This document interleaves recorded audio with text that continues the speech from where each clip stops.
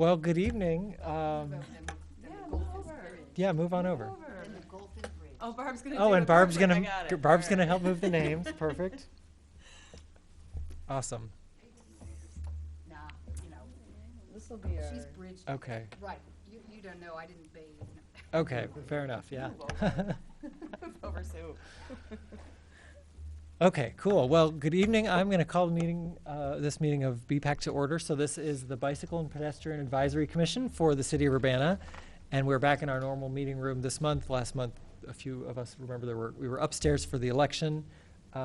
So it's just after 7 o'clock, and we will start with a roll call of who's here. And maybe we can start, Barb, at your end and just go around the room and everybody can say their name. You know, maybe let's actually go around and everybody introduce themselves and their role, whether they're commission member or staff. But also maybe just give the one-sentence background of where you're from, because we have two new members here tonight. Lily and Annie both just got appointed and approved by City Council. So, so we have some vacancies filled here, and it's good to have some new energy. So yeah, as we go around, maybe if folks could just introduce sort of where they're from, if you officially represent an organization like the school district or whatever, say that. But also maybe just why you care about biking and walking safety, how you got into this. Barb, we'll put you on the spot. Well, anyway, I'm Barb Steele. I'm the recording secretary for the Bicycle and Pedestrian Advisory Commission. I work for the Public Works Department, and then when you're going to ask me why this is important to me, I guess it's because I've been a long-time resident of Urbana and want my home to be a great place for people to live. That's it. Great. I'm Craig Schunkweiler, Assistant City Engineer. So I'm a staff member plus a commission member. And I've been on about a year and a half on the commission. Been with the City of Urbana coming up here in August, 11 years. I think it's a great community. Why am I on? Or why is this important to me? Because I believe in bicycling and, of course, walking and alternate modes of transportation. So, and anything that we can do, engineering or public works wise, to make things happen for the positive. So. Great. Wow, it's hard to follow up with that. I'm Lily Wilcock. I'm the Active Transportation Coordinator at the University of Illinois. So I'll be representing the University of Illinois. I'm interested in biking, especially in Urbana, but of course in Champaign too as well.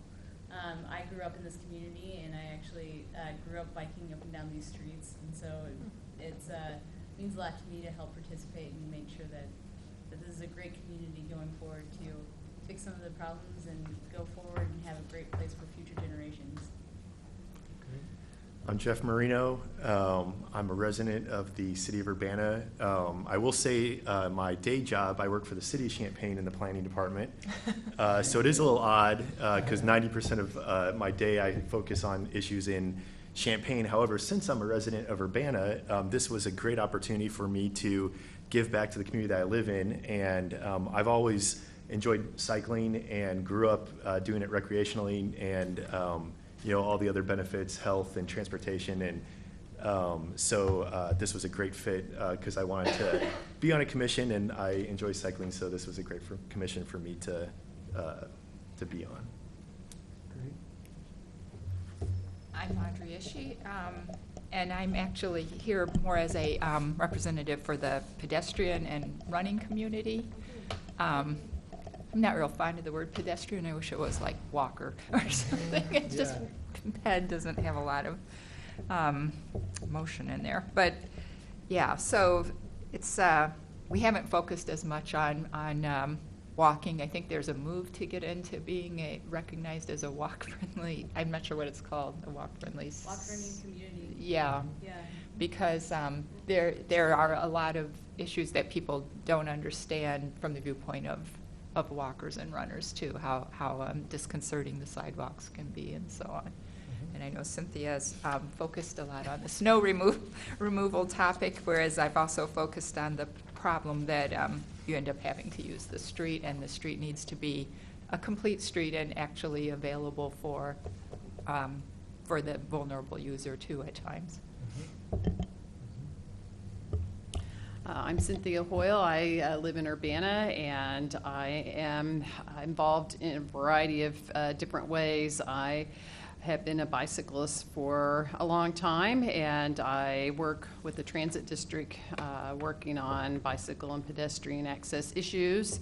I'm also chair of CU Safe Routes to School project, and I'm a league cycling instructor and a complete streets instructor, so I come at it from all directions. But to Audrey's point, yes, the next biggest group of people in our community in terms of how they commute to work, next to driving alone, are pedestrians. Urbana has a lot of people walking. So that's also an issue that I focus on in addition to bicycling. Great. I'm Brandon Bowersox-Johnson. I'm the chair, and grew up in Champaign-Urbana and have been here my whole life. So I biked a lot. I still bike some. Now I walk even more and really enjoy walking and just getting, peaceful, quiet, 20-minute walk to get from work to home or that. And I especially now that I have a third grader and we're walking to school a lot, care about the kind of safe routes to schools and the kids' education things, like how do we just make it safe and make a culture of sharing the road and teach our kids to, to share the road and to use safe practices when they're out getting from point A to point B. So, yeah. I'm Annie Feldmeyer-Adams, and I grew up in Waukesha, Wisconsin, and I biked and walked everywhere. I then moved up to Minnesota. I then moved to Chicago. I then moved to Rhode Island, and then I moved back to Chicago.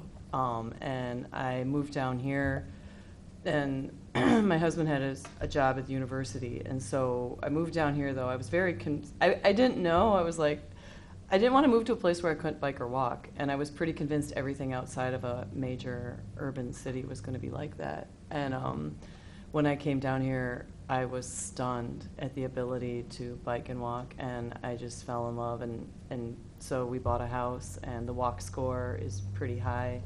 That's one of the things that you look at. And so I am very interested in, my husband doesn't bike a lot. He does bike here, but I'm very interested in trying to figure out how to get that cyclist on the street, and that, because I like biking. So I'm very interested in trying to figure out how do we get that person out there, and what are just really simple infrastructure things that we can do to make it easier. And even as a driver, or I also run, I do triathlons, just trying to, all those different aspects. It's a complete ecosystem. It's not just one or the other.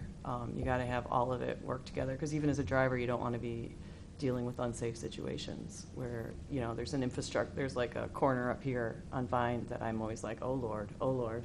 There's like too much could happen here. So that's why I'm very interested in doing this. And in Chicago, I worked on a lot of different bike commissions and bike advocacy things. So. Great. I'm Sue Jones, and I'm also a resident of Urbana, and I grew up in Greenbelt, Maryland, which is a planned community, so it was actually easier to get places by bike.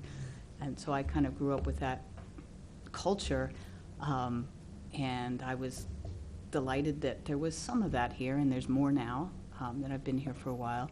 I also represent Ride Illinois, the state advocacy group, and I'm a ride leader for the Prairie Cycle Club on Saturdays.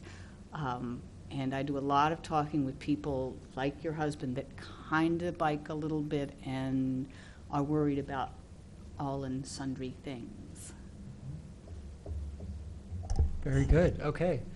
Well, welcome everybody. We have a quorum. Welcome especially to Annie and Lily. Welcome aboard.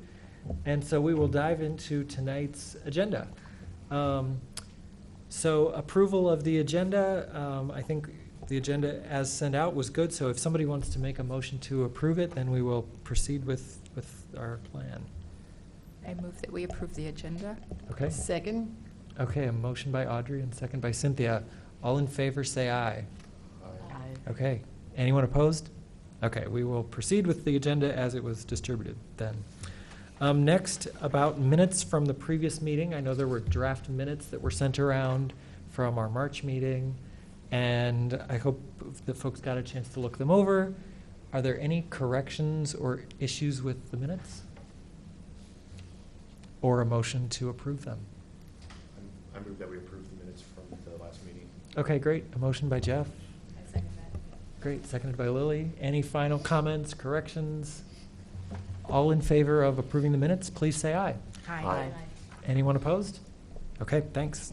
And thanks to Barb for putting those together. So is anyone here for public input this evening? We have an audience member, okay, who's not here to speak to us. So we have public input at every meeting. You can always tell people who you see around town now that these meetings are broadcast on UPTV, the public TV channel, which is Channel 6. So you can tell your friends and family to watch, every third Tuesday at 7 p.m. But people do watch these meetings quite frequently, so you'll be. But it's not live. Oh, it's not live because of school board meetings, is that right? Okay, so it's recorded and maybe broadcast at a different hour, but people will see you on TV, and so if you run into people around town and they're like, oh, I saw you and I have a thing to tell you about my bike lane or whatever, you can say, hey, come to the meeting, come give public input, and people can fill out a card and sit at the microphone and give 5 minutes of comment on any topic related to biking and pedestrian safety. So Speaking of which, we should say for the benefit of new people, so that the meeting's recorded adequately, if you will push the button on your microphone when you speak, and the little green light will come on, and then when you're done, turn it off, so that it records well. yep, perfect. That way everybody in the room and at home can hear us well. Okay, well, so there's no one here for public input tonight. We will move on then to our one item of unfinished or ongoing business. This is the 2016 Bicycle Master Plan, and Craig has a bit of an update on the progress with the plan. Well, where we're at is we are still awaiting some comments to be received that we need to incorporate at least draft-wise into the plan. We have set a deadline of Friday for receipt of those comments, and then we're going to move forward. Basically, where it'll go from here is staff will, they've already incorporated some of Charlie Smythe's comments. We're waiting on Jeff Yockey's comments from Champaign County Bikes. And then then we will be sitting down with those two gentlemen to, go through their comments in detail to see what we feel that we can easily incorporate. We will then go to the steering committee. We'll reconvene the steering committee and basically go back through the process again. From steering committee, we'll bring it back to BPAC. You will be able to see the changes that were suggested. Now that we have two new commission members, it might be a good idea if we can get, Barb, if we can get the new commission members links to the documents so that you can at least take a look at them. It's a pretty good sized set of documents, but at least you can get up to speed with that. So it would come back to BPAC, and then again from there it would go back to Plan Commission. The Regional Plan Commission, our consultant, is not involved in this process at this time. They will take it back over once it goes from Plan Commission to Council. That will be where they step back into the process. So basically city staff is handling it at this point. So my hope and my goal is that we get this wrapped up. I'd prefer to get this wrapped up while Brandon's still chair here. Yeah, so maybe the May meeting or the June meeting or Right. something. Okay. Any other questions for Craig about the Bike Master Plan? Okay, well, so we'll see it back soon, and yeah, if you send out a link to the current draft or whatever, especially for Annie and Lily, that'd be great, so Okay. they could start to review. Okay, then let's move on to our new business items tonight. Under 6, new business, item A is the Urbana Bicycle and Pedestrian Advisory Commission bylaws, and Barb had sent out, I think maybe Monday was, a document that was a Word document with some track change comments, a draft of our bylaws for this commission. So, Barb, did you want to maybe introduce this topic? And I know the way you phrased it in your email basically was like you'd like all commission members to give input about the bylaws, anything that seems like it needs to be changed, and then you'll coordinate with the city legal folks to draw up any changes that are needed, and then we can officially kind of reconfirm, our official bylaws. So very quickly, basically what this is taking out of the ordinance what the ordinance says that the bylaws are for BPAC. As it currently is written, anytime we want to change the way that the BPAC does business, it would require an ordinance to go to council. So what we were doing is pulling out the rules or the provisions that are in the ordinance and placing it in bylaws so that the commission can make any changes they want to, as opposed to having to go to council. And from there, I'm going to let Craig explain the rest of it. So, I realize you folks received it yesterday. You maybe not had a chance to really go through it in detail. A lot of what Barb has put together here is, at least the skeleton of the framework is from what is within other commissions, city commissions. So that was kind of used as a framework, plus the past ordinance that was developed. So we could go through it section by section, or we could let everybody digest it and talk about it next time. I don't know if people really had much of a chance to read it in detail. I read it. I'm new. Okay. What if we just take questions? For people who read it and have comments or questions, we don't have to go section by section. It could just be about any part of the document, and we could just kind of go topic by topic and see what people have feedback on, whether it's things that aren't clear or things that should be different or any feedback. Okay, so I saw Audrey's hand first. Audrey? Well, I noticed this thing about the chair, and I recall when BPAC, that the chair has to be appointed by the mayor from the members of the BPAC. So I was concerned about that because I know when we first were formed, there was no BPAC, and the chair was appointed by the mayor from all candidates that could consider it. And I feel like that's a much bigger pool than just from among BPAC. So I would like that to be changed. Okay, and maybe describe kind of how, ideally, it would just state that the mayor could appoint a chair, but it wouldn't be restricted to just picking from those of us already on the commission, or how would you phrase it or suggest it? Well, that's just my thought, that picking it from among BPAC seems a little restrictive when I know how BPAC was formed in the beginning. Okay. Okay, great. I know Lily had her hand up, and then Cynthia. Lily? Oh, no, Oh, okay. I'm just going to be reacting maybe to Okay. that comment. Since this is an open meeting, what if we were able to take recommendations during BPAC? Would that be an open process, or? Well, the chair is selected by the mayor. Yeah, So the mayor makes the decision on the chair. but off of our recommendation. Well, it could be it's her choice. It could be off of, she can listen to, but it's her choice. It doesn't have to come from BPAC, and I think Audrey's point is well taken. The revision of the language could be just that we stop after mayor there, where it says the chair shall be appointed by the mayor. And then the rest of the sentence is struck. Then it goes, if the office of the chair becomes vacant, then it talks about, And this is the bottom of page 2 is where right, you're, yeah. right. Then they can elect a successor to serve the unexpired term until the chair or the mayor appoints the chair. That would be my suggestion, I think, with what Audrey's talking about, is that we would strike it from after. So this would be section 2, article 3, section 2A. So it'd be the chair shall be appointed by the mayor, and then that would stop the sentence. Okay, Cynthia? I sort of came at it from the opposite angle. My question was, is the chair of other commissions appointed by the mayor as well? So this is standard practice within the city of Urbana? Yeah, And it's in the ordinance. yes. Okay. So in general, in a City of Urbana commission, the commission doesn't really get much of a say in who its chair is. Plan commission or zoning board of appeals or whatever, in all those cases, it's just like the mayor's office takes applications or considers who should be the chair and makes makes the appointment. That's typically how it's done. Either a commission has say is in a vice chair. Okay. That's where a commission would have say.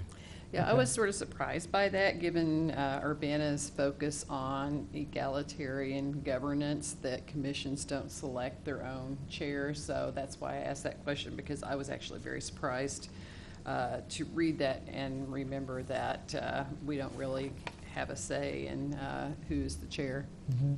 Yeah. Does the council vote on it at all, or no? Craig, Well, you know? I think They that, vote on the members. well, they would,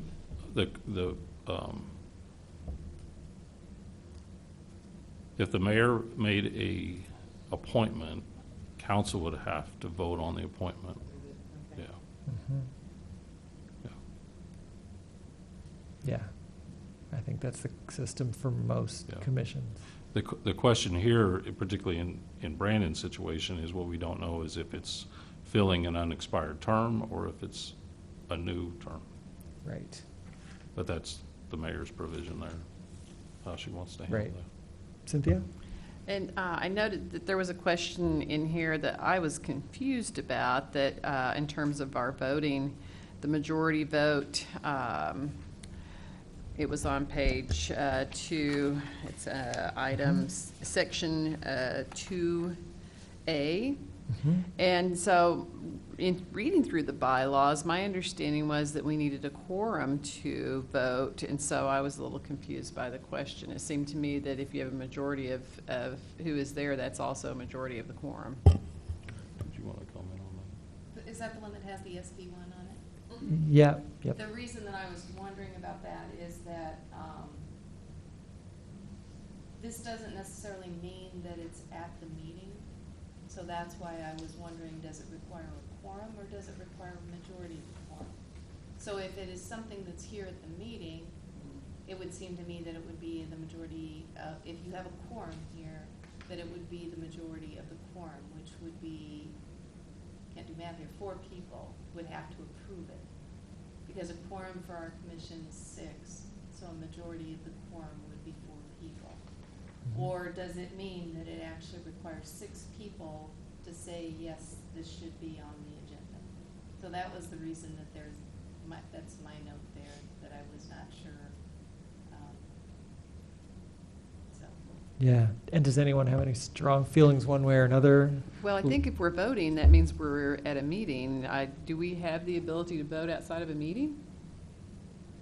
I didn't- would say that if, the reason that I was asking this was if Mhm. 6 people said this should be on the agenda before the agenda is created, or is it that 4 people need to say this should be on the agenda before it is created? So you're thinking more in the case where where the request is coming to you about, hey, I really want to see a topic on next month's agenda, and we're not at a meeting, it's between meetings when you're planning the agenda. Right. And kind of the question of, well, yeah, how many of us does it take to say, yeah, let's talk about that before we're sure that we're place it on the agenda? And, Mhm. Oh, no.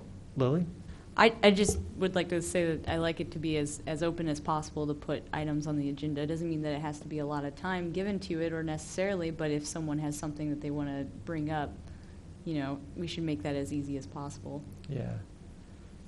Yeah, and in the past, our practice has been pretty open like that. Like, we've had any number of people from the commission or even the community suggest agenda items or say, hey, I want to come and give a presentation. I just went to a conference workshop or a webinar or anything.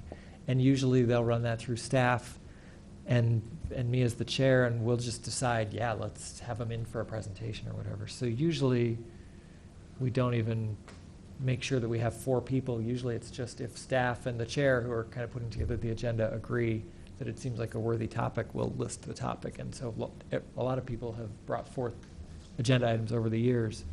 So, yeah, so usually it doesn't even take sort of a vote. Right. Yeah, I yeah. guess this would be one that if you as the chair said, this really doesn't seem like it's a relevant item, and 4 members or whatever the number is Yeah. that you decide, say, no, really, we do think this is a relevant item to have on there. So I Yeah. think that's sort Yeah. of where that comes in Yeah. to play. more in a meeting situation. Well, it could be, yeah.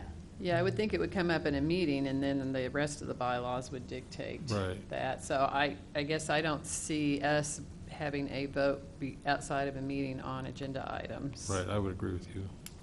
Yeah. Okay. So that was why that. Yeah, yeah. Okay, any other comments on that one, or So elsewhere? what are we doing then? What are we, So that would be a majority of those present, okay. correct? Yeah, that makes sense.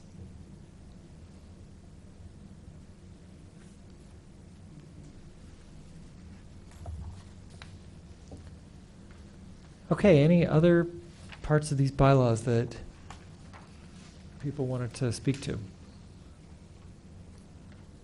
I think I've got one that, if we go back up to page 1 of 9. Uh-huh. In the original ordinance, it mentioned about, so this is in Article 2, Section 1, at the very last sentence there, that the commission shall render an annual report to the mayor and city council. We're just not clear on what that would be. We know with the new master plan, there's been some talk about some type of, report. I'm not aware of an annual report,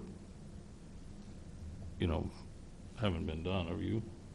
It's been a while. I can't Unless think. maybe it was the first year. Maybe the first year. Yeah, I have a recollection that the very first year, there was an annual report that was a short, multi-page document, but kind of summarized what the commission did that year. So it's just as for staff, But, we yeah. would, maybe clarification on that.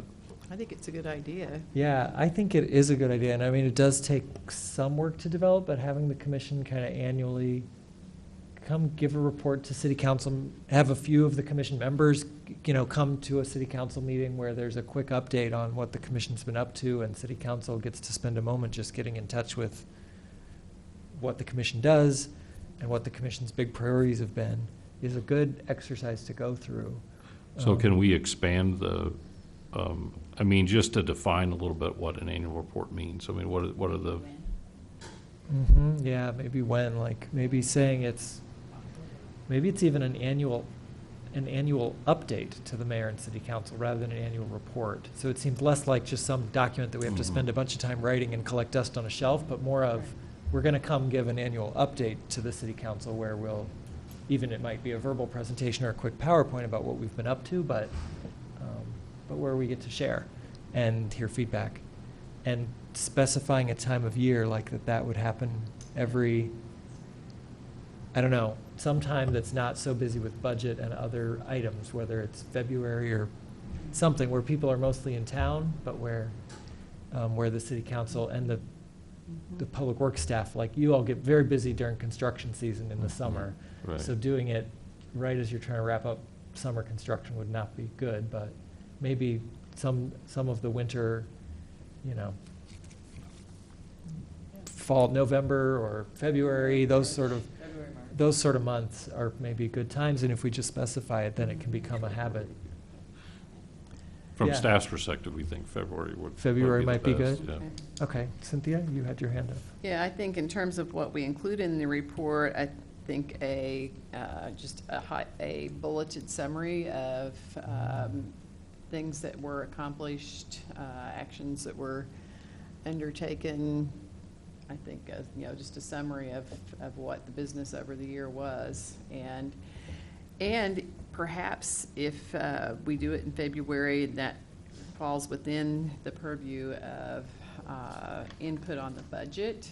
If we had requests for anything that would have any budget impact, that would be a good time to have that included. Yeah. Yeah, if it's things like the map needs reprinted and we just want to support that the city, again, participates in the funding share for the regional bike map and that sort of thing, that would be a good thing to bring up. Okay, thank you. Any other ideas about, what should go in that annual update or? Would it be important to include in the annual update our future goals? Would it be important to say this is in the next year what we're hoping to accomplish, to kind of give ourselves some, Mm-hmm. Yeah. guideposts? That's a great idea. And then let people know where we're headed. Mm-hmm. Yeah. Okay. Any other ideas?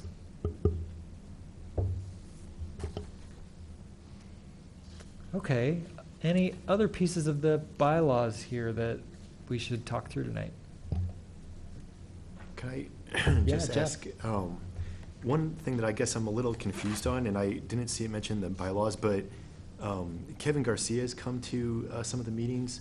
I was wondering what his role maybe is as a staff member and versus Craig's, and I saw in the bylaws that a member of the City of Urbana Public Works Department is on the commission, but then I also saw that a member of or the city traffic engineer would, for some cases, prepare a report and make a recommendation to the commission.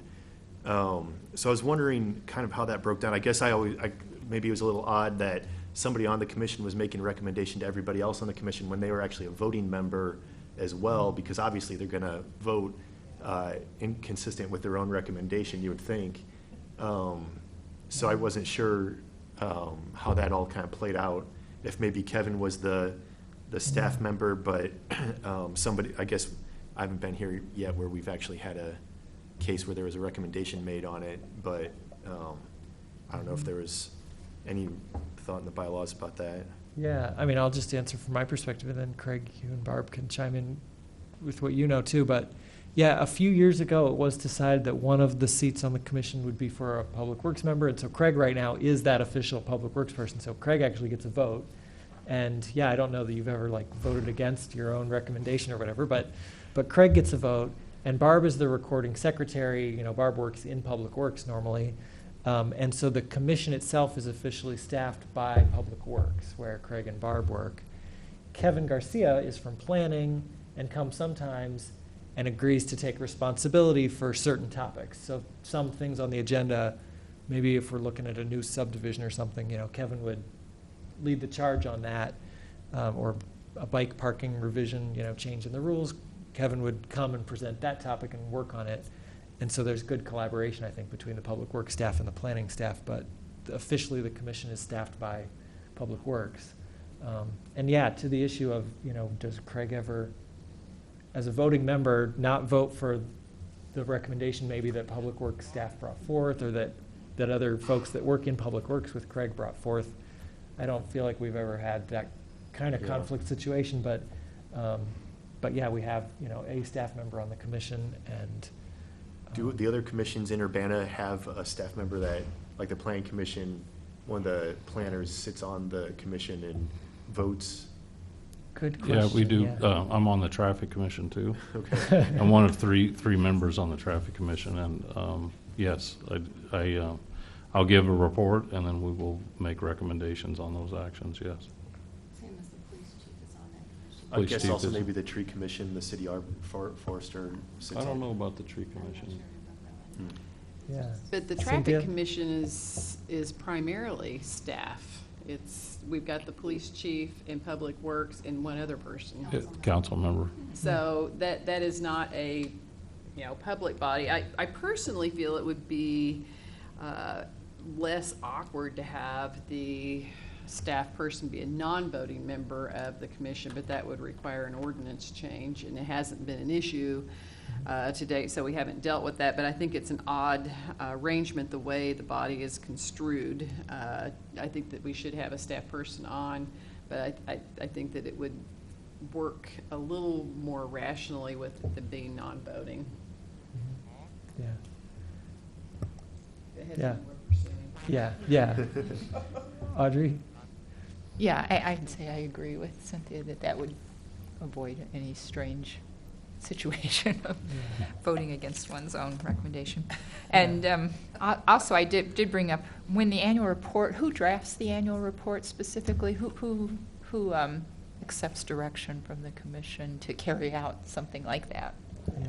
I would think that actually it would be the chair that drafts the annual report with staff help and With staff assistance, help, but yeah. yeah. And I'd assume it'd be the kind of thing that you'd want to bring a draft of the annual report to the commission, run it by everybody here, and everybody here would either give input or amendments or vote to say, yep, we stand by that.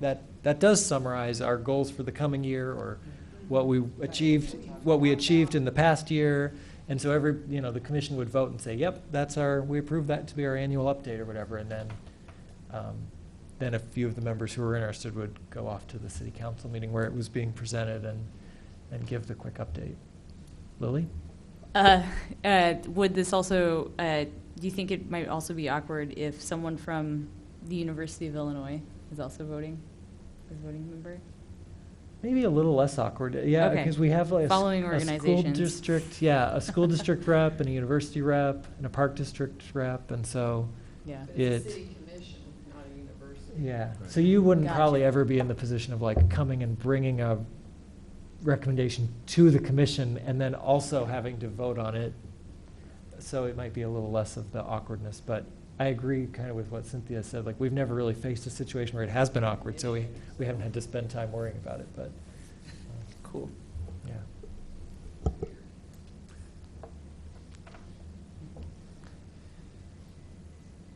Any other? Well, that would be my question to Craig. I mean, would it be, I mean, just from as a person who presents stuff and then votes on it, would it be easier or harder for you to say, you know what, I don't get a vote here, people, y'all got to decide what you need to do, or from Well, your you know, perspective, how does that feel? I'm just curious. In my time on the commission, I can't think of a single time where we've had something come up. I personally have come here as a staff member asking for direction from the commission. Most of those time, we just getting feedback. We're not asking for a formal vote. I mean, I think the one thing to keep in mind is it's an advisory commission. That's another. Whereas, like, on some of these other commissions, it's actually formal action that then goes to council via an ordinance. And in this case, it's really just advisory. So, I don't know, too, I've thought it too. I don't know why the structure is the way it is, but, I was just told, this is your responsibility, and just want to do what I need to do. But most of the time, it's been, on staff side, it's been asking for direction from the commission or giving some informational report. But I can't think of a time where there's been something that I've recommended and then turn around and asked for or voiced a vote one way or another. Most of the time. I mean, can you, Brandon? I can't think of times that we. I will say, just on my experience here, Craig is a nice guy and does a good job. And if Craig, does a great job and gets promoted, and then they hire somebody else, and the next guy is kind of not so nice and tries to bully the commission, and he's a voting member and makes other people feel bad because they're not following his recommendation, that's where it could potentially be awkward. So, yeah, like Craig said, it's probably worked fine as is, but I could see that potentially there could be an issue in the future if the personalities conflict and it doesn't work as well. So let's play that out. So, because my time, I'm on it right now, but I will tell you my work plate is full, and there will be a time when I will ask one of my staff members to be on the commission with the approval of the mayor.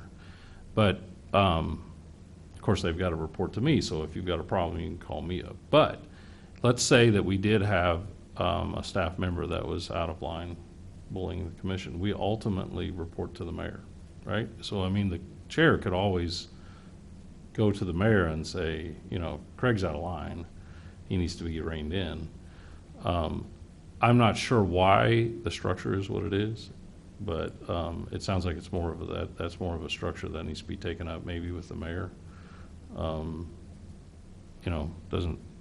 don't have a response either way.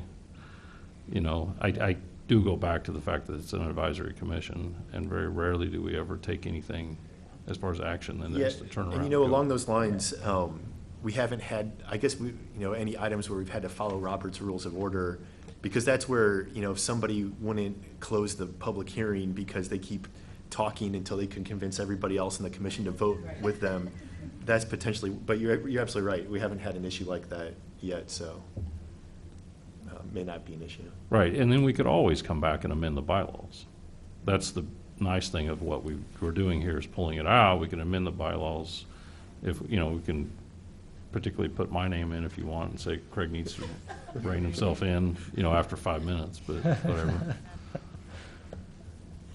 I do have one other item. Yeah, go ahead. So on page 6, so this would be when we talk about the public meetings will be stopped at a certain time frame. Yep, that wasn't filled in, was it? Yeah, so that was left for the commission to kind of decide how long they want their meetings to be. Okay, I want to hear some opinions on that one.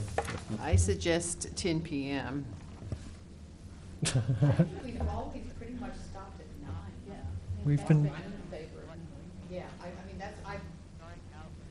I mean, I almost thought it was an unofficial thing, where people would just kind of watch the clock and, make Uh-huh. sure things went faster as 9 o'clock approached. I think 9 o'clock is a reasonable. yeah, We can a full change it 2-hour-long yeah. meeting is enough, I mean, to regularly do. Yeah. And you're right, we can always, there's this phrase in here, unless there is a motion from the whatever. So if we get to Right. 9 o'clock and we're in the middle of some mission-critical right, we can debate change. about, how wide the bike lane should be or something, we can say, you know what, I'll make a motion to go longer. Well, okay, so is there a Second. consensus of 9 is better than So 10? moved 9, so I Okay. seconded. Okay, a motion by Sue and seconded by Cynthia. Do we support amending this to 9 o'clock? Any other comments on? Okay, all those in favor, say aye. Aye. Anyone opposed? Okay, so we'll officially ask you to fill in 9 o'clock. Yeah, that's right. City Council, I know, is having the same debate, right? So, but they're arguing between like 11:30 and midnight or something. I think or- it's a 2-hour meeting, isn't that what Oh, we're okay. discussing, or no? Oh, That it okay. needs to go from 6:30 to 9:30 or something. 6:30 to 9:30? Okay. That's true. Okay, well, 9 o'clock I think is reasonable for this commission, so. Anything else in the bylaws that people want to bring up? Craig's going to continue to be unruly here, so I'm going to. Okay, go ahead. I knew it. So, page 7 of 9, I just want to point out something under section 9 there. Uh-huh. E, it's the clear definition of a proxy vote. Yeah, So, basically, any of the agencies that have representatives can name a proxy. An individual that is not a member of an agency, but like a representative of Urbana cannot do a proxy, basically. That's what it comes down to. right, So I just want to Right. point that out. Yeah, I saw that. right. Right, so the proxy It's only thing, for one meeting. right, Right. you can't permanently say, I think the purpose behind that is you can't permanently say, oh, well, Lily's going to have somebody else attend in her place and vote for her for, all summer or something. It's like, we really hope that Lily comes to the meetings and, represents the university actively. And yeah, if she has to miss a meeting, she can send in a proxy and say, oh, okay, I'm going to be gone. I'm going to send Joe Smith, traffic engineer or whatever, to come. But yeah, we want notice each time if that's going to happen and not just like a long-standing proxy thing. And I couldn't because I'm not. Right. And Sue couldn't, yeah, because it's less about, you're not kind of representing one specific government agency, and so it's less about somebody else officially being the voice of the agency. Whereas, yeah, for the university and park district and whatnot, it's nice to know, like, that agency officially has a say, and if their representative can't be here, that they're allowed to say, somebody else can come have a voice in that. Craig? So I have one more Mhm. on page 3 of 9, section 3, vice chair. That's the first mention of a vice chair with BPAC. We didn't have any organizational structure for that or any, so that's an important section here for the commission to consider. Oh, you mean you added this? Yeah, that was not. But we voted on it, remember? It was, Right. But it's not in 6 the months ordinance ago. is the point. Right. Okay. Yeah.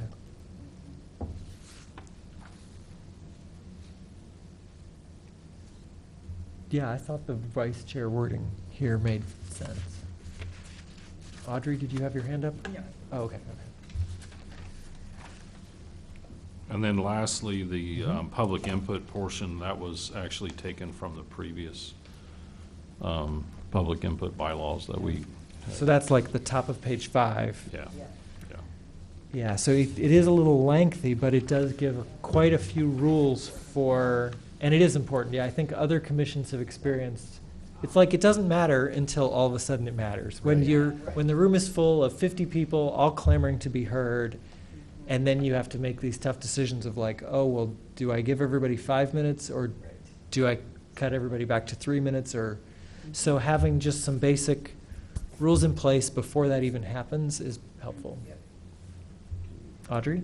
How does C, where it's limited to no more than 5 minutes per person, go with E, where they can be addressed subject to time limitations that are decided ad hoc, it looks like? I think the wording in E that's important there is persons invited by the chair to address the members.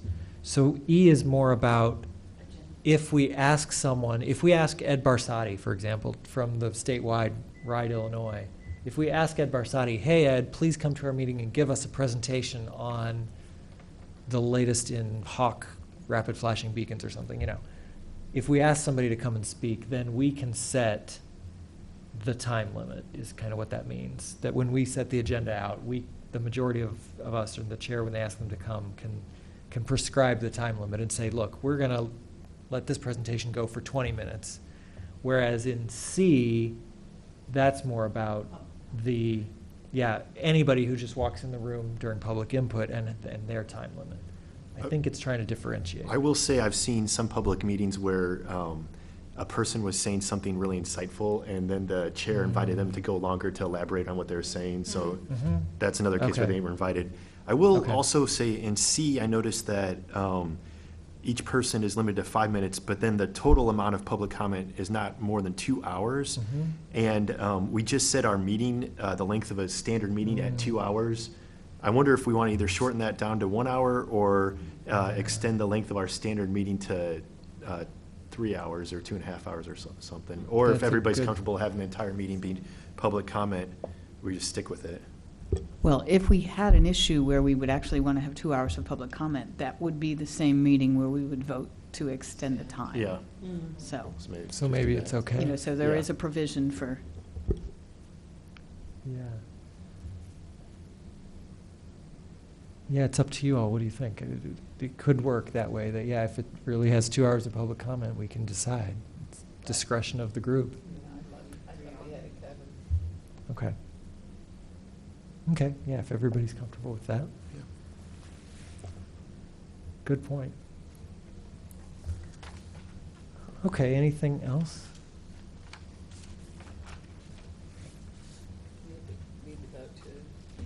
Yeah, so I think a motion, we already approved the motion to change the time to fill in 9 o'clock, and we approved that. It might be good now to have a general motion kind of directing staff that, to take all this feedback we've given and work with legal. And obviously, the legal folks might have a way they specifically want to word this, or they might bring up other issues that you'll have to work through with them. But I think a general motion to take this feedback and proceed with drafting official bylaws here with legal would be in order. Does anyone want to make that motion to make it official?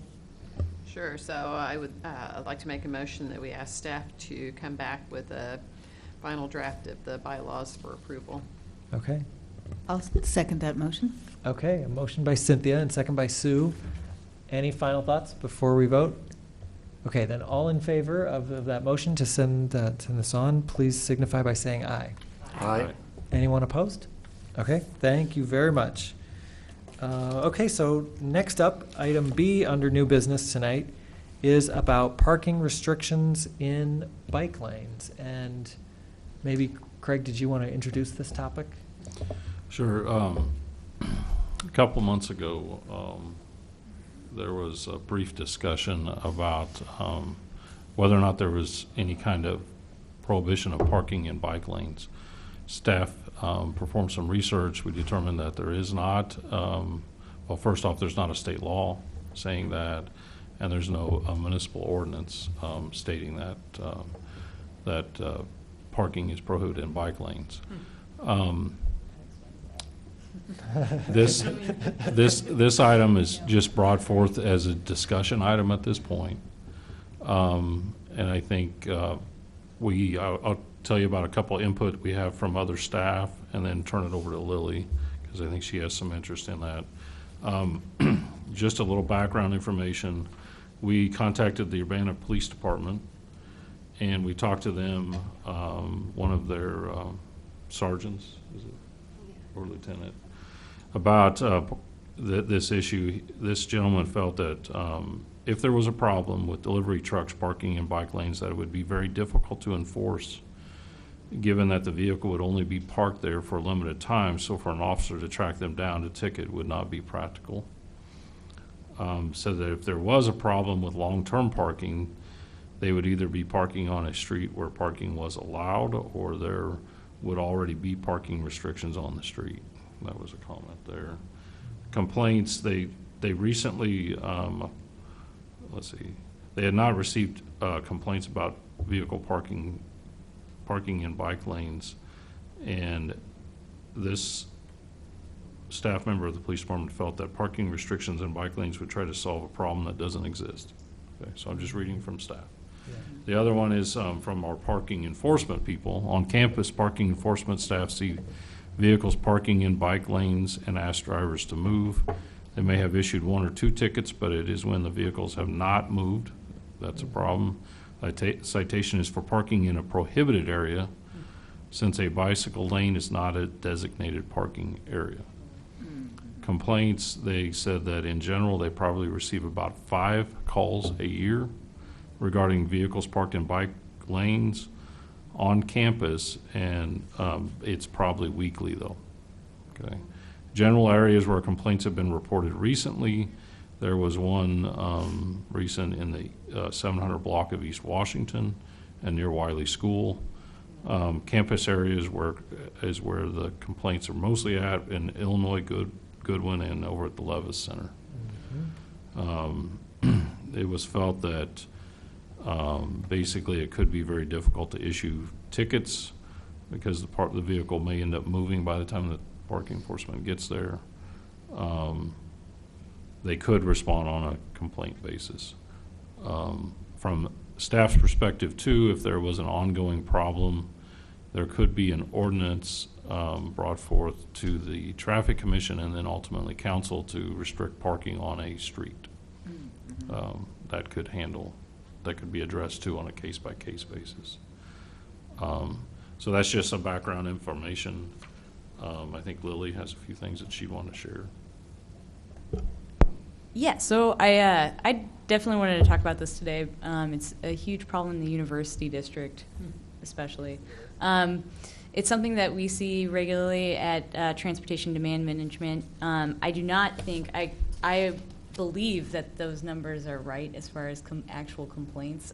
I know that I don't think I've ever complained, but I do see it every day. But they're complaining to parking enforcement, not the police department, apparently. Yeah. Because they have 2 different stores there. Yeah, absolutely. It is something that is it's very, very interesting because every time you do see it, especially we have such high pedestrian traffic, and parts of Urbana have such high pedestrian traffic that when there is an instance for parking in a bike lane, we have pedestrian problems and we have bike problems. And I know that just this week I've had a pretty nasty close encounter during rush hour with car drivers just from changing lanes out of the bike lane to pass a bus. So it's something that we talk a lot about at Transportation Demand Management at the University of Illinois. But we don't really have, we can make a change to our university ordinance, and we can always start thinking about doing such, but for a lot of our streets, they're either Urbana or Champaign. So, yeah. So I have a question, because the street that I see this happening the most on is Illinois. And Sure. maybe, you have other locations where you Yeah. see this happening a lot, but because of Cranert.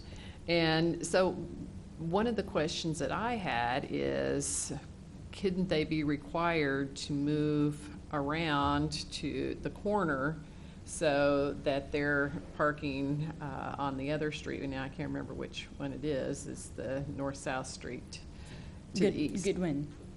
Gregory. Oh, Gregory. Yeah, Yes. Gregory Place. Move around the corner to Gregory and pay for parking space there because they are parking in the bike lane because they're not having to pay for parking and blocking the bike lane. And I think there's a sign that says no parking on Illinois. Yeah.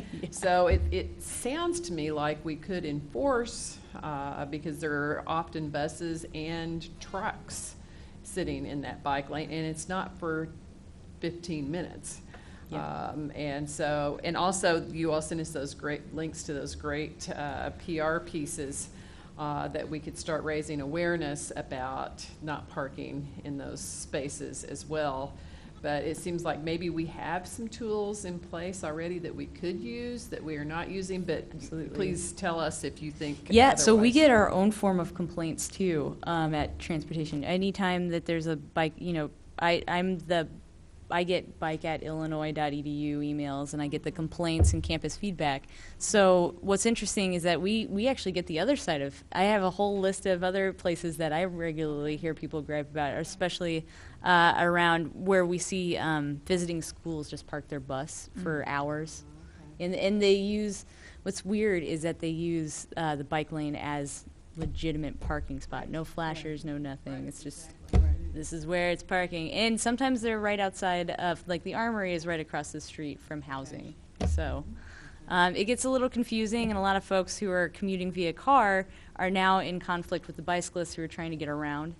And especially with the double-decker buses, pedestrians are trying to get to their dorms. So, or the housing that's right across the street. There's a lot of dense housing in that area.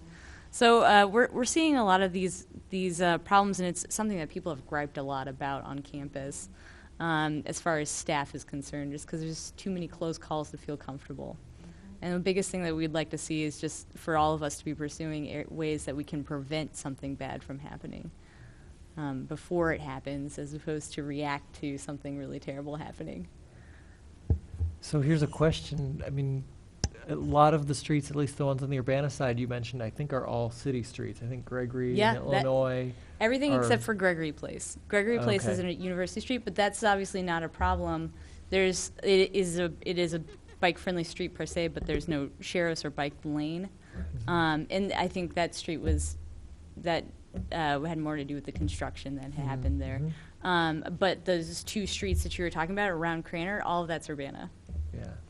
So And they're would great it, Urbana streets. I'm happy that they right, worked, but right. I mean, so does it help if the city were to change our ordinance just to make it clear that you can't park in a bike lane? I mean, it seems to me like that would be a reasonable ordinance for us to pass. Would that help even the university or campus police or the campus parking enforcement staff? Would they be able to issue tickets or warn people, even if it's an Urbana street? So what's interesting is I have the experience of this from the Chicago perspective, from working at the Department of Transportation in Chicago. And what was really helpful is having that if something did happen, the cyclist wasn't going, the victim of, say, a crash wasn't going to have to face some kind of legal ramifications of changing lanes, because the real violation here in the most dangerous behavior that was actually happening. It's acknowledging the dangerous behavior and making sure that someone has access, that they're not getting a ticket for changing lanes rapidly, that we're taking a look at the whole situation. Yeah. Cynthia? So you're saying that by having the ordinance saying no parking is allowed in bike lanes, that actually provides protection for people who would have to change lanes to go around them legally? That's been my experience, yes. Okay. But there's two sides. I think that it's really interesting to hear the public safety side of things, but I think a lot of bicycle-related laws are not necessarily just to push enforcement and to hand out tickets. It's to really help discourage unsafe behavior. And to just clarify what the reasonable rules of the road are. I mean, Yeah. I would have thought that we already would have had a law or a state law that would say if it's a bike lane, you can't just park your car there, or your truck or your bus. Yeah, I would have thought that would be a reasonable law, but since it isn't on the books, it does seem to me that just even if the police say that it's hard to enforce, which is Mhm. true, it probably is hard to enforce. The police don't have enough time to go chasing around. You know, if the truck comes, unloads, and then is gone, well, we're probably never going to go find them. Yeah. But there's still, it sounds like what I'm hearing is there still may be some benefit to saying what the rule is, so that both for that liability issue to maybe protect people, Absolutely. and also just for the, like, having clear rules of the road where we know what are the expected norms. Cynthia? So Lily, could you maybe pull together someone, from the city, someone from the bicycling community,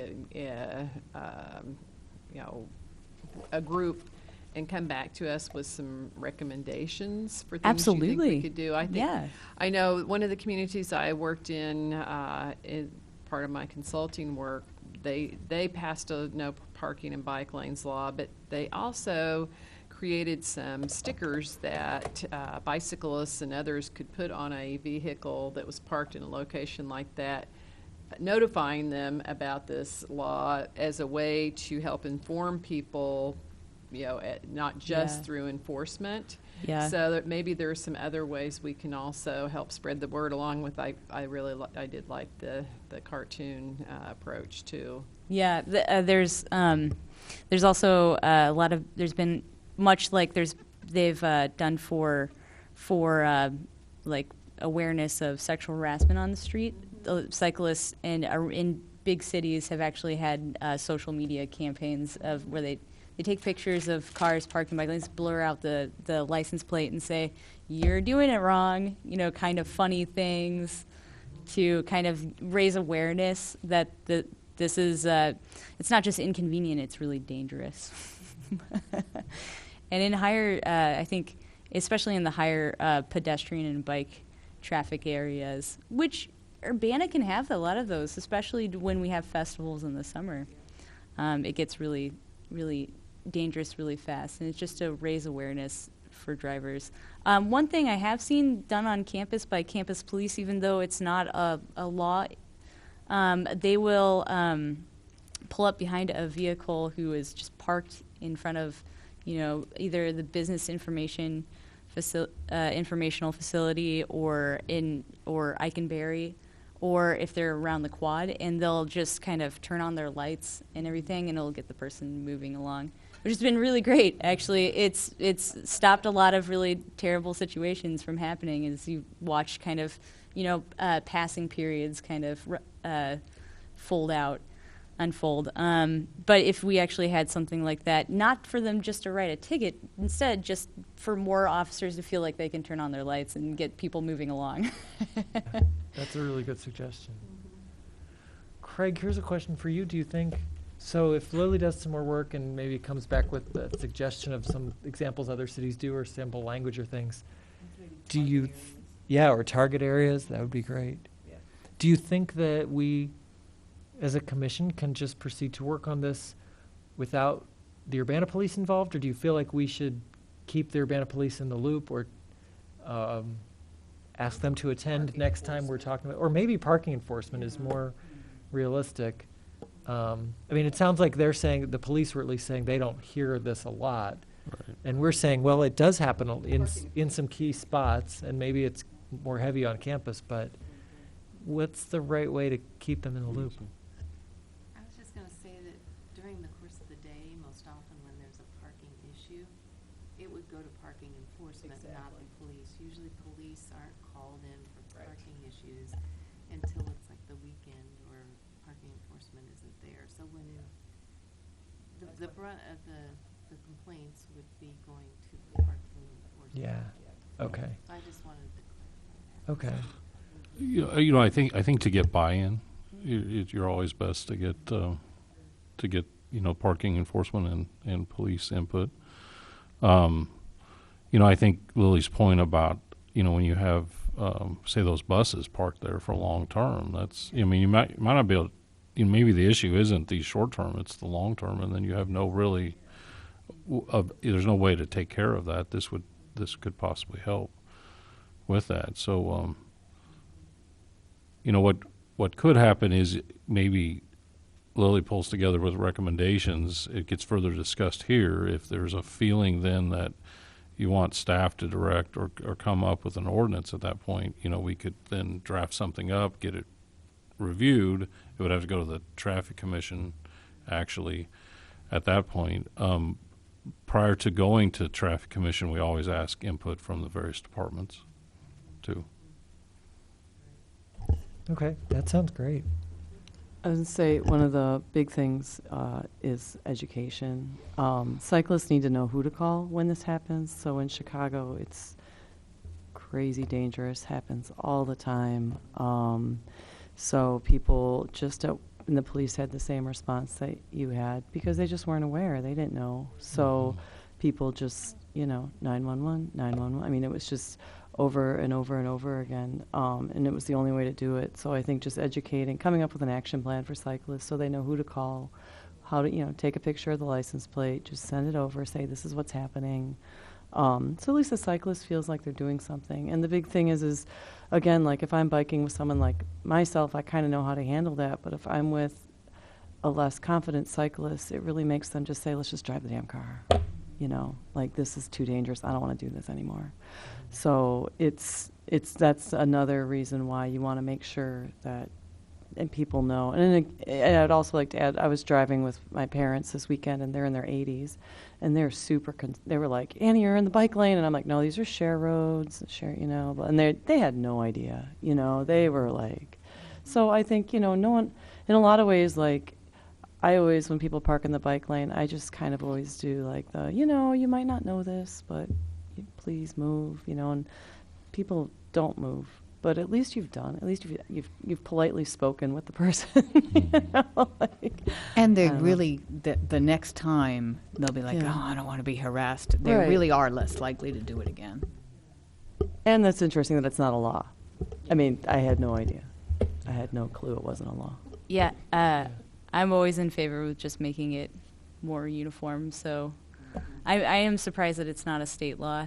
I knew that it wasn't before, but hopefully, if more towns like Urbana get on board with passing something like that, we can have something more uniform. That way everybody knows. Everybody's getting educated on this, and they don't go to one town and they say, well, that's not how I learned it. Right. And then when they just park here to get a pizza, Right. it's really temporary, but it causes a lot of, if you're on Main Street and you're in a bike lane, it's not much other places you can go, and visibility is really low. And if you're a more cautious beginner cyclist, it's gonna be really rough. I like you, Annie, because my wife is actually very similar in that I'm constantly trying to make the community more bike friendly for these reasons. I mean, the other hard part is for people is you see empty bike lanes all the time because we're so much tinier than cars, where you think, well, no one ever uses the bike lane, so I can just park here and run in and grab a pizza. You don't see the metrics on it. You don't realize, actually, that bike lane has more people than, more bikes than cars every day. But because it's just people just don't see it. It's very difficult. It's a hard sell. So Yeah. of course, rough. my solution is just design it out so people can't park there. But that's my fantasy world. Okay, any other comments? Okay, so it sounds like Lily's offered to put together some more ideas, and we'll list this back on an agenda next month. Sounds great. Okay. Okay, great. Well, thanks. Then item C, our last business item for tonight, I wanted to just do a bit of brainstorming. So as Craig mentioned earlier, I'm moving in a few months. So I told the mayor that I'll be here through June, but then I will be gone, and hopefully she'll fill the vacancy and also talk about who will chair BPAC after I'm gone. But I'm here for May and June, these next two meetings. Hopefully we can finish up the bike master plan in that time, and the bylaws type stuff too. But I also wanted to just spend the last couple minutes of our meeting this month and the next 2 months doing just little brainstorming activities on BPAC and on what you all hope to get out of BPAC, your goals and ideas, and sort of what what each of you are individually passionate about working on at BPAC in the coming year. So let me go grab, I have the big wall Post-it note and some stickies to hand out. And grab a pen, I have extra pens if you didn't bring pens. And I have a bit of little quick like brainstorming exercises to use our minds for just a couple minutes each at a time. And then we'll share our brainstorming to get ideas out about what you'd like BPAC to keep working on in the future. So let me grab the sticky and then get us started.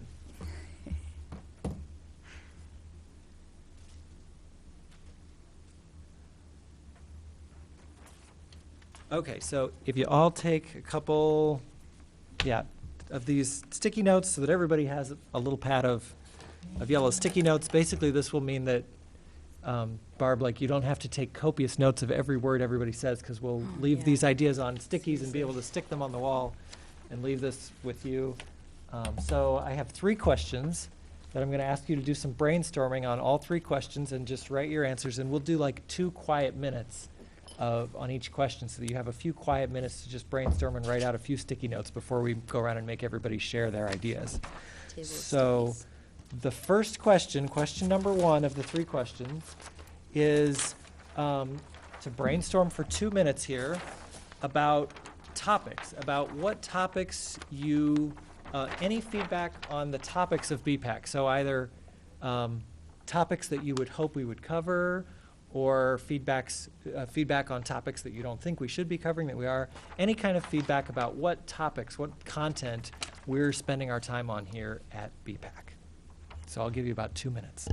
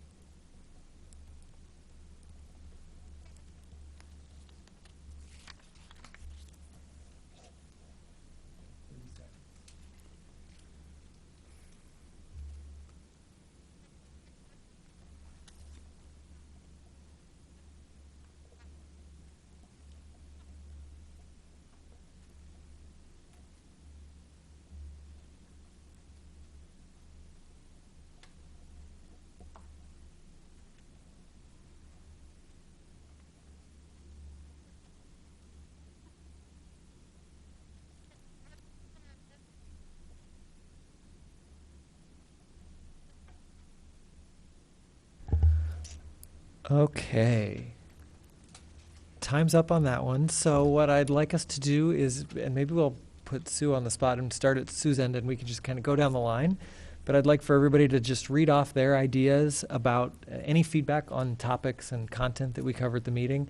If you're willing to just read off your sticky notes, and then you can pass them down and I'll stick them on the wall so that we at the end kind of have what big collection of all the ideas we've generated tonight. Sue? Education, events, ways to involve walkers, real culture change, so we attract people that want to bikeable and walkable, having bicycling not an afterthought but a front thought, and laws about parking and reckless drivers and consequences. Okay, great. Um, Annie, go ahead. I'm very interested in the downtown district. I'm interested in a citywide bike parking strategy, rental properties to owners, to on-street bike parking, for example, in front of like CoLab. I'm interested in roundabouts. And I'm also interested in like a bike priority street that connects Champaign and Urbana. Sort of like the 606 trail in Chicago. So people who are a little anxious about biking at night can feel comfortable and not feel like the car is going to run them over. Mm-hmm. Great. Great, awesome. Okay, Cynthia? So I would like for us to talk about how to get a pedestrian plan passed. I know staff said they've been talking about that. I want to continue to talk about how to create a snow removal program. I would like for us to talk about crash reduction, if we want to do that within the context of Vision Zero. I think that's great. That gives structure. I would like to talk about community education. I would like to have regular updates on infrastructure design, because there is a constant, in this country, they're constantly trying new designs and finding better and safer designs. Safe routes to school, I would like for us to talk about and engage in that more. I would like for us to talk about how we can have an open streets event here, and then events in general. I think we should have a year-round calendar of monthly events that promote active transportation. Cool, great. Thanks. Audrey? I'd like to talk about having the entire residential districts of the city have their speed limit reduced to 25 miles per hour, like the University District is, so that the entire Urbana, I guess we can't control Champaign, can actually be bike and pedestrian friendly without a whole lot of effort. And then education efforts. I think the public still doesn't know why bikes belong. And then the bike-friendly movement has been really significant for us. That's just a comment. It's not, I think we've done quite a bit on that. And so looking at the walker equivalent would be really attractive, because it's just meant a lot for us. And I think getting that designation for pedestrians would be great. Great, Jeff? Okay. Feedback on infrastructure design as it comes in, trying to make it, like Cynthia said, new standards that have been adopted nationwide and innovative ways to make the design better. Also, feedback on how Urbana's revenue or, I guess, fiscal plan for spending money can be done more efficiently to maximize cycling and the culture of cycling in the community. Feedback on campaigns or programs that Urbana is considering or hoping to implement that would also help advance cycling or create a culture of cycling. And then lastly, as new developments happen, I don't know if there's an opportunity to have the BPAC review them to make sure that cycling or walking is considered, if there's an opportunity to connect trails through a new development before the developer has actually built anything, there could be an opportunity maybe for BPAC, maybe not, maybe staff does a good enough job as is, but something to think about. So that's what I had. Okay, great. Lily? I've loved everything you guys have said. I'm really excited to be working with you guys. This is great. So I'd really like to talk a lot about bike registration, whether it's online, app, uniform, between governmental agencies in the area, like anything to make it easier or safer in this community. Oh my gosh. A pedestrian plan means a lot to me too as well. Encouraging women to bike, and also other communities that have a hard time having access and gaining access to cycling in its traditional form. Foreign language safety outreach means a lot to me in education in other languages. It's a very diverse community. More connections, and also to tie into that design review kind of idea. Yeah, more connections. Of course, the parks, schools, but as well as Rails the Trails, 606 kind of projects. And bike ped tracking to go into making smarter safety decisions and planning decisions and infrastructure decisions too as well. Great. Okay, Craig? I'd like to see if we could get guest speakers that are experts in the field of bicycle infrastructure to come speak to us. explore grant funding info or opportunities for funding, particularly bicycle and pedestrian improvements. And then lastly, the pedestrian system upgrades is something from my perspective that we're woefully lacking. I think we've done a fantastic job to get to the point we are with a bicycle system, but I agree. I think, we actually have more people walking to work than bicycling to work. And I think, and on the good note is, I think we currently have, we're working on the budget right now, staff is, but we're looking to fund a pedestrian master plan in the near future, so. Great. Okay, Barb, did you have any sticky notes to share with us? I don't think mine would probably be appropriate, so, no, I think that. I know, it probably won't, because I'm not on the commission per se. I would really like to see this commission do things that would sort of tear down the walls between different modes of transportation instead of saying, oh, motorists are terrible. I would like to see some things happen that would be more, and I didn't write it down on the sticky note, but you have to coexist. Pedestrians and bicyclists and motorists all need to communicate with each other. I've noticed it from all perspectives. I'm one of those people that when I get to a corner and I'm walking, I stop and I look and I make sure the motorist knows that I'm going to cross the street, and I see so many people who walk or bike and they don't stop at stop signs, they don't obey signals, and yet they get upset with motorists who are obeying. So I guess I would like to see more of trying to work together with different groups than to put up these walls that if you're a motorist, you're bad, if you're a bicyclist, you're bad, if you're a pedestrian, you're bad. So, Yeah. sorry. No. Oh, yeah. That's fair, like, That was great. Coexist, Yeah. okay. Coexist, good. It's a great place now. Yeah, I mean, I think in general, a lot of you said things that were along the lines of outreach and education, and events was another big category that came up a lot. So it's good that there are a lot of themes here. And I think that'll be my last one. Oh, no, your ideas are great. Keep it coming.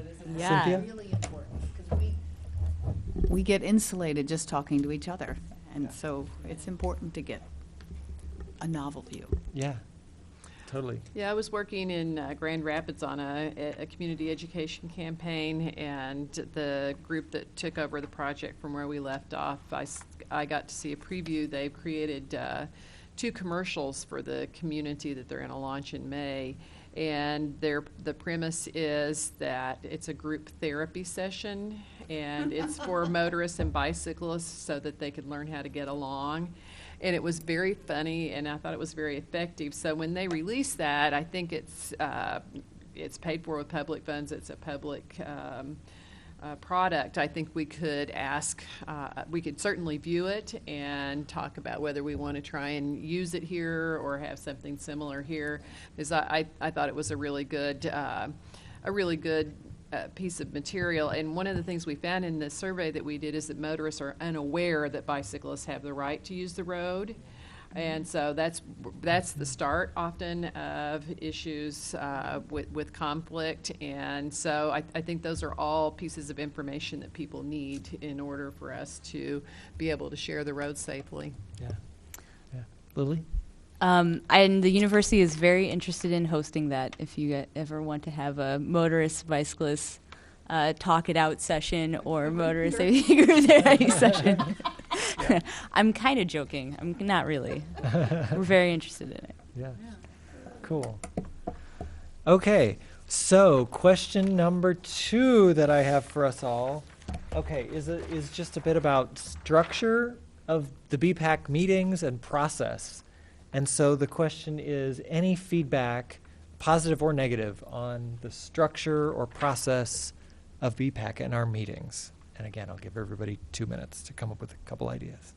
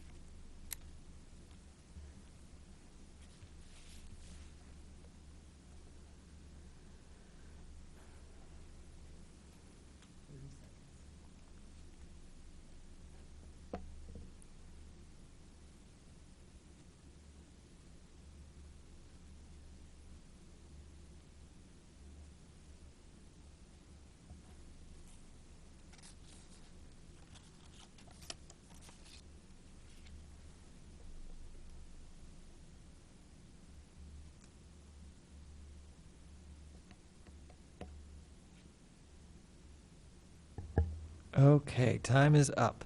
So again, maybe we'll start at this end and put Sue on the spot first. Any feedback on structure? I don't give feedback on structure.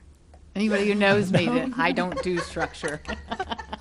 I have no ideas. Okay, that's fair enough. Am I right? Fair enough. I'm very new to all this, so Okay. I mean, all I have is basically making sure we talk about, that we don't always just talk about really general stuff, that we do get to specific stuff, and that we have benchmarks and accomplishments, which I think when you're talking about the yearly review and saying, yeah, at the end of the year, we did do this, or we're still trying to reach for that. I think that's really important to make people feel like you're actually accomplishing something, because Yep. you do accomplish stuff, but sometimes it just seems like nothing. Yeah. But that would just be my feedback. That's great feedback. Yeah, can I put that sticky up? I think that's an important one. Because, yeah, I don't want to have people come and feel like, oh, we just come and talk about it, and we never get anything done. Having conversations about our goals and what are we trying to achieve, and then, oh, what did we accomplish this year? That's important to feel like our time is all worth it. So, for sure. Okay, Cynthia? I have a similar interest in having goals and some sort of performance metrics for us to look at, and perhaps more input on agenda items, but maybe have an annual calendar with monthly topics that we will discuss at meetings. Maybe that would include a schedule with guest speakers, something so that there's, maybe we know a little farther ahead, some items that will be there for conversation. Okay, great ideas. Audrey? Okay, there's been a couple occasions where it just seemed like we were completely powerless with the presentation made to us of a fait accompli on bike master plan, the sustainability plan. I mean, it was like, vote now or forever hold your peace. And we need to have the process where we actually are getting our pens out and saying, here's some real input into those things. So it's almost a structure of just more notice, I guess. It's sort of, and clarity that we do have the power to actually affect a change in some things.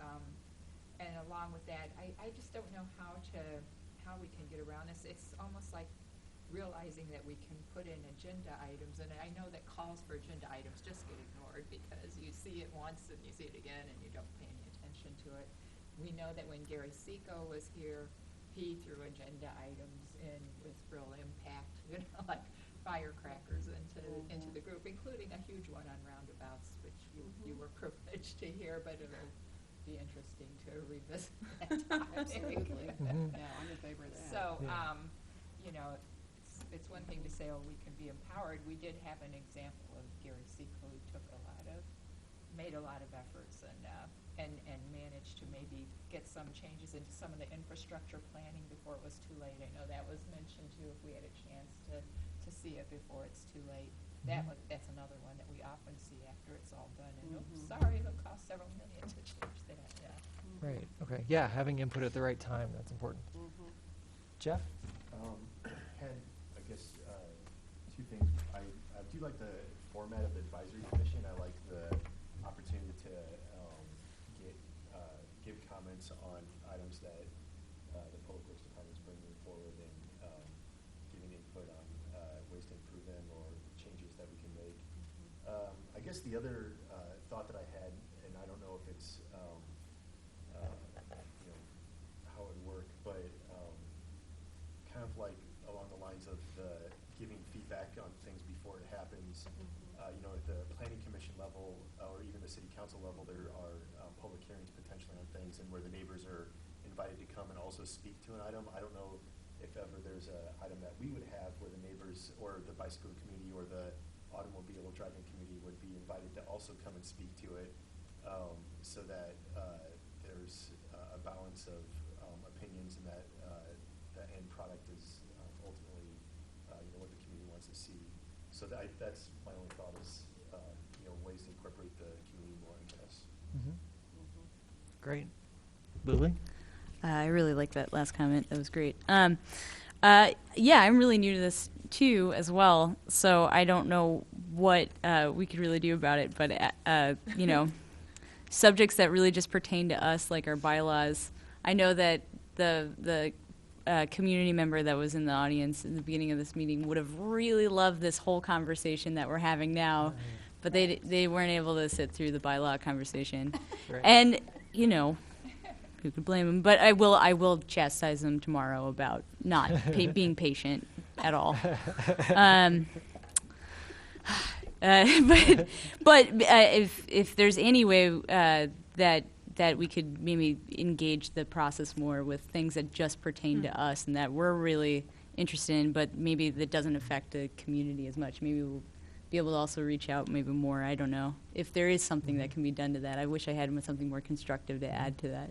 Like, well, here's a great suggestion, but You could move public input up, I suppose. yeah. Yeah, or agenda items that have to do with the public and not just us, and how the group works. I don't know. Yeah, like leave the kind of boring business item-y stuff later to the end and make sure the things that people would want to speak to are pushed up towards the beginning of the meeting. Would we get a coffee cart if we did that? Yeah. Right, that's true. We need to be awake for the business, items too, Felt so bad about that. Here you go. Okay, great. Craig, any thoughts on this one? Well, I'm the bookend to Sue. I don't really have any comments on structure, so. Okay, Barb? Oh, no? Okay. Okay, then my last question for you all tonight is, I just want you to pick one or two things that are either the things you are most interested as commission members to give your energy to, or things that would most make BPAC awesome. So you can answer either one of those, like things that you most want to give your energy to, or things that would most make BPAC awesome. And just pick one or two.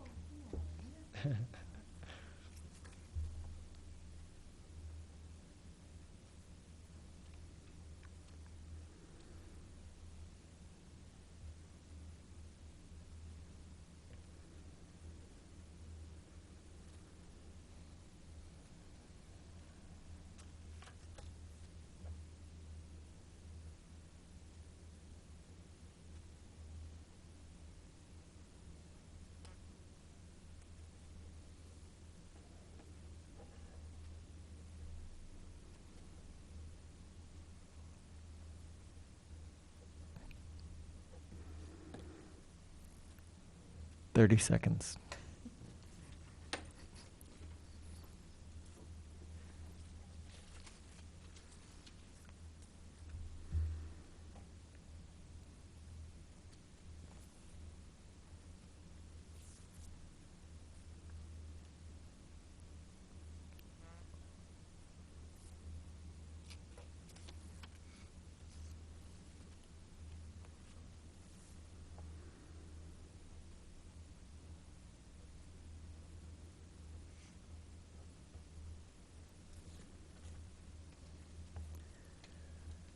Okay, time's up on that one. So again, we will start at Sue's end of the table. Sue, what do you got? I would like to put energy into making like a significant infrastructure change that's so good that everybody loves it. Ooh, I love that idea. Like, That sounds you know, make the street that's the bike priority, walker priority street so awesome that everybody wants, they might not want all their streets to be like that, but that they see, oh, they're right. Cool. Cool idea. Yep. Yep. I'm most interested in, like I said, the downtown district, increasing bike and pedestrian. Well, Lincoln Avenue at the university drives me crazy. That drives me wild, but I'm just going to stay focused on this. crossing Vine Street here. Like, I honestly didn't shop at Schnucks for the longest time because I just bike over the co-op. Like, trying to bike, the way pedestrians move is very different from the way cars move. And so it's great when I'm in my car, I'll drive to Schnucks. But biking over there is just depressing. And so they've lost hundreds of dollars. I buy a lot of food. I like to eat. And so I kind of felt bad because I was like, I really need to go to Schnucks. But I realized until I was like, well, it's easy to drive over. And I know we've done a few things, but I'm also very interested in like on-street bike parking on Main Street. And again, like maybe some sort of placemaking for bikes. So like people would know, I'm in Urbana, look at all these bike racks, and this specifically says Urbana, whether we make them fluorescent, a certain color, or we do something that people say, wow, look at all these bike racks. This is a real bike first kind of city. So doing something like that. So that's something I'm pretty interested in. An event I did in Chicago, I made the third Saturday in June, which is Father's Day weekend. I made it into National Bike Parade Day. People put on costumes, and we ride bikes from A to B. So, for example, we would start. You would mass up somewhere, and then you just ride, and then you'd have like a bike rodeo at the end. And that is a way to get people to be comfortable riding on the streets. It's an event. It's fun. The costuming is fun for everybody. So that's something I'd be happy to work with people on if we want to do it as a BPAC event. Cool. Yeah. Great. Cynthia? I had two items that have subheadings. So I would like to work on events such as open streets. I already work on Bike Month, do community walks, community bike rides, and pop-ups. Those are place-making events where you have a pop-up, a temporary structure that shows people how things can be used, our public space can be used differently, like parking day, for example. And then under education, doing community education with safe routes to school and bicycling and snow removal, crosswalks yielding to pedestrians. I think we really need that on Lincoln and other locations.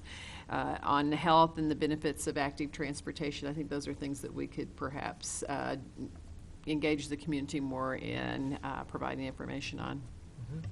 Great. Okay, Audrey? Well, I'd be really interested in giving energy to Vision Zero, whatever it takes, including establishing a goal that might miss the metric. I know planners objected to having a goal that you couldn't make securely, and I think we need to shoot for that. I think we should celebrate each year that we don't have a fatality in Urbana, as well as not forgetting the victims when we do, and remembering that even the driver is also a victim if they're driving on a poorly designed street. It's so easy to point a finger at the driver, but they're in an infrastructure that they don't control. Yeah, good point. Jeff? I just had implementation of the bike plan, and I guess I like the encouragement side of things, and then something to make the BPAC awesome be if we achieved platinum or diamond status as a bicycle-friendly community. That's all I had. Awesome. Go team. Yeah. That might make going into work at Champaign a little bit funny. Yeah, for how would sure. that be? Yeah. So I have some things that I can really throw my energy in, and I can really help as far as being representing the university. Bike registration means a lot to me, and actually encouraging it, and the safety aspect of bicycle registration means a lot to me too as well. And I think I could throw a lot of things into that, and if we even just get some awareness in Urbana that there is a bike registration, that'd make BPAC pretty awesome. Bike ped tracking / incentives. Some cities do some really cool things to incentivize biking and walking as opposed to just disincentivizing driving. And I think that like Minneapolis, St. Paul, I think there's a couple places in California, they all have these kinds of really cool programs that actually give you hard numbers every day. In Urbana Middle School.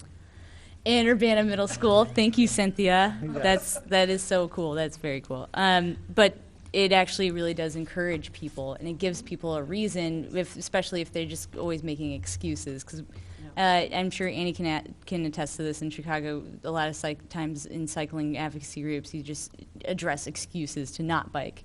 Now you're really giving someone like a good reason to, walk or bike. So those are my two. Cool. This makes everything awesome. That's great.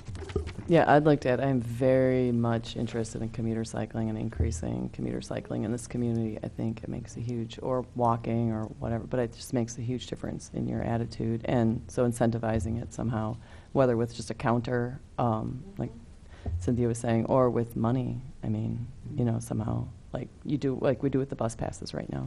Yeah. Private businesses usually really respond very favorably to hard numbers. So when you have a counter, frequently they're into doing raffles for $5 off of a coffee or groceries at a store. Prizes once a and day. discounts and things, yeah. Yeah. The businesses will kick in. Yeah. And health insurance groups too as well have kicked in from once they actually see a hard number. It's not like a gym membership that you can ignore. So. Mm-hmm. Cool. Craig? Well, I'll give the typical engineer answer. I think, continue to research and implement new bicycle infrastructure techniques. I mean, we try to be on the cutting edge here, but, I think we could do even better than what we're doing. So And that's the pretty cutting much- edge keeps changing. Yes. Yeah. Hooray. Yeah. Good. Okay. Barb, anything to add? Okay. add anything, Brandon. Well, I was sort of running the exercise, and I won't be here, so I mostly want to hear your ideas and get everybody's juices flowing about what, where do you feel like you want to bring your energy and contribute in the next year of BPAC. Lily? I also think that maybe after a couple of months of living in Seattle that you come back and do a report for I BPAC would on love cutting to edge do that. technology. For I will be back often because our whole family's here and everybody, so I will be back often. And I would love to come back and give a slideshow or whatever, take some pictures, and just share what I notice is different about walking and biking. Yeah, that'd be cool. Cool. Okay, well, thank you. I will do these little kind of, mini strategic planning, goal-setting brain exercises here for the next couple meetings that I'm here. And we'll save all of these sticky notes and everything so that we have them, as kind of a structured capturing of all these ideas as we talk about what goal setting and what to work on in the coming year. So that is the end of our agenda, but we, as always, have time for announcements. And I know with Bike Month coming and things, there might be a lot of dates or bike rodeos that need volunteers and whatnot. So, Cynthia? Yeah, we have one last Traffic Skills 101 class April 30th. If anybody would like to sign up for that. If we don't have enough registration, we won't hold the class, but that is the bike-only portion of the class. So it's a 3.5, 4-hour class on a Saturday afternoon. On June 4th, we have Playing It Safe Bike Rodeo. That is a big community event to promote safety to children and parents. And we often have 90 children. We regularly have 90 children go through that bike rodeo and sell 40 to 50 helmets. We're looking for volunteers. You can sign up to volunteer on CU Volunteer website. And that's a Saturday bike rodeo, Yes, that is right? a Saturday, and it's at the fairgrounds. And it's a huge event. There's a whole lot of activity besides us going on. There are thousands of people who come to that. And then I'll just state that League Cycling Instructor Seminars, June 10 through 12, for anybody who wants to become a certified bicycling instructor. Okay. Great. Any other announcements? Lily? Well, we will be having our biannual bicycle census tomorrow. I know it's a little late to sign up and everything, but maybe it might provide information that BPAC might find very interesting. Yeah. It's the only time we count bicycles on campus, so Okay. get some good data. And maybe it'll just be cloudy and not rainy. I don't know. We'll see. Maybe people will come out. It should just rain in the afternoon. Okay. And it is tomorrow's morning. It should be fine. Okay. Really hope. I know. Okay. Any other announcements? Okay. Future topics.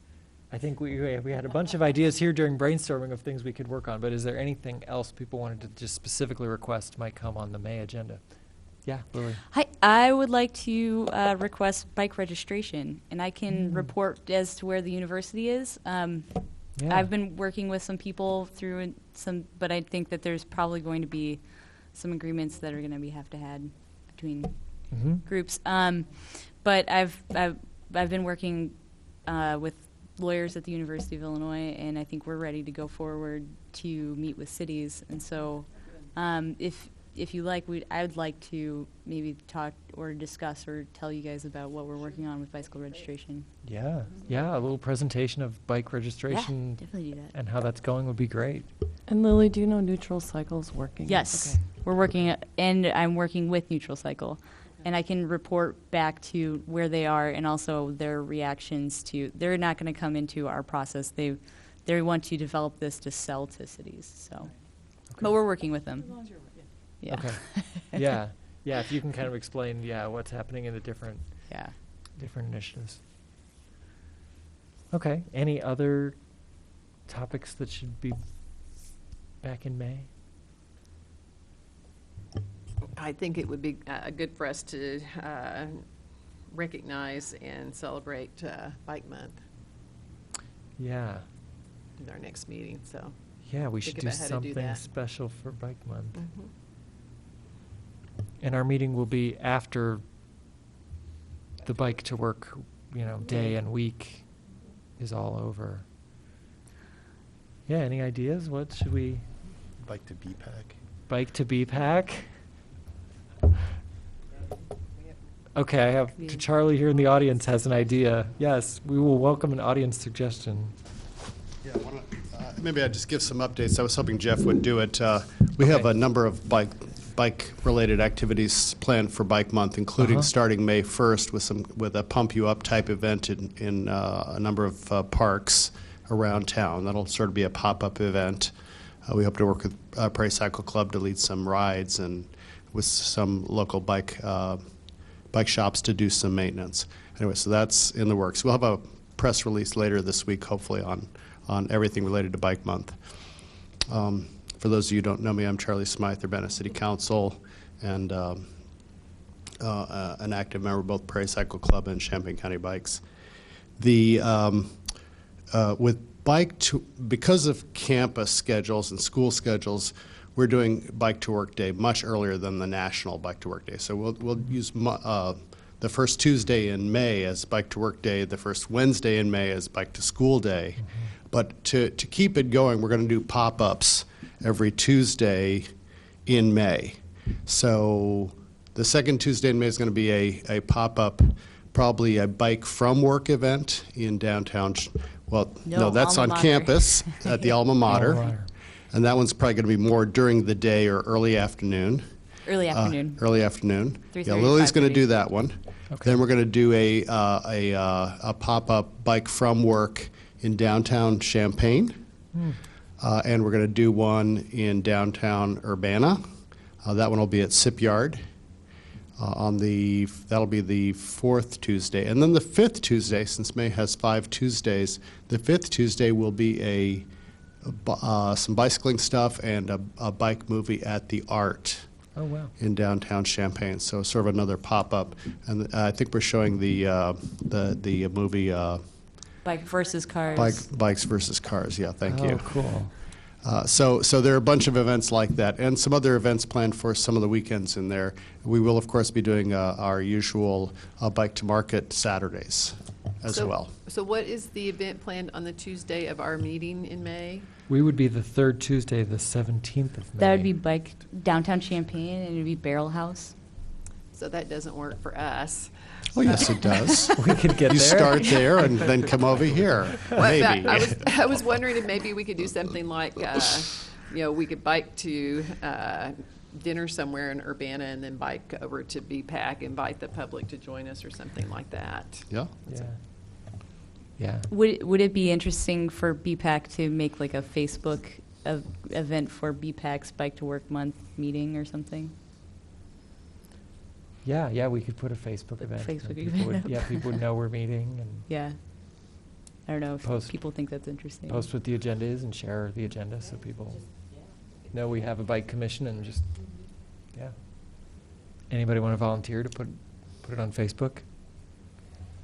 Sue, you could do that? Okay, cool. Yeah.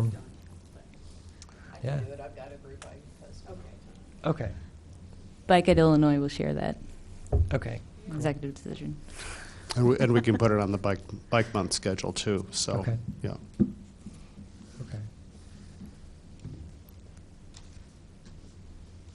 Okay, great.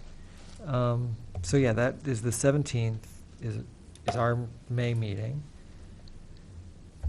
Any other announcements? Did Charlie Spine have an announcement about the new bike map? An announcement about the new bike map? Yeah, okay, well, yes, actually, so probably should circulate it to you folks.